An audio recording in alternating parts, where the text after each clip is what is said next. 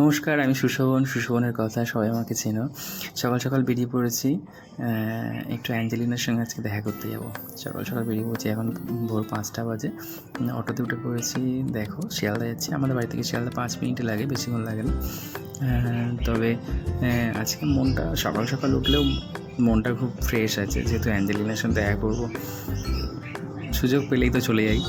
দেখো, অটোতে বসে বসে ঢুলতে ঢুলতে যাচ্ছি। যা হোক, স্টেশনে বলেছি, স্টেশনে দেখো কত গ্যাদারিং থাকে সকালবেলা। এখানে ফলের মার্কেট বসে সকালবেলা, এত গ্যাদারিং থাকে শিয়ালদা, বললে বিশ্বাস করবে না, প্রচুর গ্যাদারিং। কিন্তু কী বলতো, রাজকুমার রাওয়ের একটা মুভির কথা মনে পড়লে আবার মনটা ঠিক হয়ে যায়।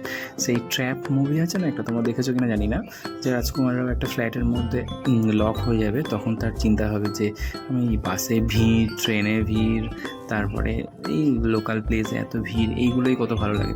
সত্যি তাই, এটাই মনে হয় জীবন। পজিটিভ নেগেটিভ সব কিছু থাকবে। তবে দেখো, শিয়ালদা নেমে শিয়ালদা স্টেশন পর্যন্ত যেতেই টাইম চলে যাবে বেশি। তবে তাড়াতাড়ি চলে এসেছি, আজ কোনো অসুবিধা নেই, রিল্যাক্সে। তাড়াতাড়ি ঘুমিয়েছে, অ্যালার্ম বাজার আগেই আমার ঘুম ভেঙে গিয়েছে, এত এক্সাইটেড। মনে করলাম যে অ্যাঞ্জেলিনার জন্য একটু ফল নেবো, তার সেই খেয়াল নেই, তাড়াহুড়ো করে চলে এসেছি।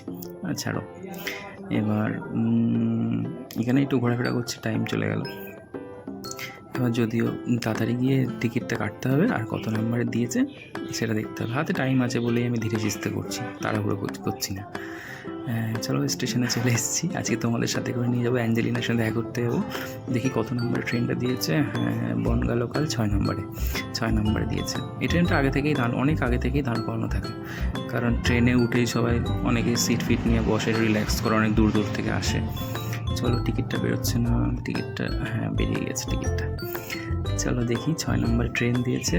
একটু জানলার ধারে সিট নিয়ে বসতে হবে, জানো তো, সকালবেলা একটু জানলার ধারে সিট নিয়ে বসলে মনটা খুশ হয়ে যাবে। আচ্ছা, এখন ওয়েদারটা খুব ভালো, না গরম না ঠান্ডা। কিছু কিছু সময় ঠান্ডা লাগছে, রাত্রে ঠান্ডা লাগছে, দিনে একটু গরম লাগছে মোটামুটি। কিন্তু এখন ভোরবেলা, এখন ওয়েদারটা খুবই সুন্দর। তবে একটু জানলার ধারেই বসবো।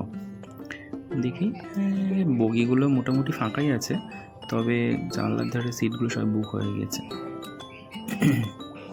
তবে আমি একটু জানলার ধারে সিট দেখেই বসার চেষ্টা করছি। দেখি, চলো এখান থেকে, বসে গেছি, জানলার ধারে সিট পেয়ে গেছি, ব্যাপক খুশি। চলো, ট্রেনও ছেড়ে দিয়েছে, আর বেশিক্ষণের দেরি নেই, আর কিছুক্ষণ পরে চলে যাবো বাড়িতে, অ্যাঞ্জেলিনার সঙ্গে দেখা করবো। দেখো, ট্রেনের ভিতরে লেবু বিক্রি করছে, অ্যাঞ্জেলিনা খুব ভালোবাসে লেবু, তো অল্প একটু লেবু নিলাম, বেশি নিইনি, তাহলে মা বলবে টক হবে হয়তো। তাও দেখো, আর এই ট্রেনটা না খুব নিস্তব্ধ থাকে, ওই কারণে সবাই বেশ রিল্যাক্সে যেতে পারে আর ঘুমাতেও পারে। দেখো, সবাই সিটের ওপরে পা তুলে দিয়ে বসে ঘুমাচ্ছে। আমার তো ঘুম কিছু হয় না, আমি তো এক্সাইটেড থাকি কখন বাড়ি যাবো, অ্যাঞ্জেলিনার সঙ্গে দেখা করবো, এটাই। বলতে বলতে একটু বৃষ্টিও চলে এসছে যেতে যেতে। এই শহর থেকে গ্রামে যেতে যেতে রাস্তায় একটু বৃষ্টি চলে এসছে, এটাই উপভোগ করছি আর কি। এই শহরে থাকতে থাকতে না, এই গ্রামের এই যখনই যাই, এই যে মানে বড় বড় বিল্ডিং থেকে এই গ্রামের দিকে ট্রেনে চলে যাওয়া, এটা একটা খুব বড় ব্যাপার আমার কাছে। এবার সত্যি অনেকেই তোমরা বলেছো যে অ্যাঞ্জেলিনাকে কেন কলকাতায় নিয়ে আসো না, ওখানে ভালো থাকতে পারে। কিন্তু দেখো, এই পরিবেশ আর কলকাতার পরিবেশ অনেক পার্থক্য। এখানে অ্যাঞ্জেলিনা থাকবে, আমি বলছি না কলকাতা খারাপ, কিন্তু কলকাতার মতো ভালো। আর একটা বাচ্চা গ্রামে থাকা, গ্রামের পরিবেশে, এই যে মনোরম পরিবেশে থাকা, এর ব্যাপারটাই আলাদা।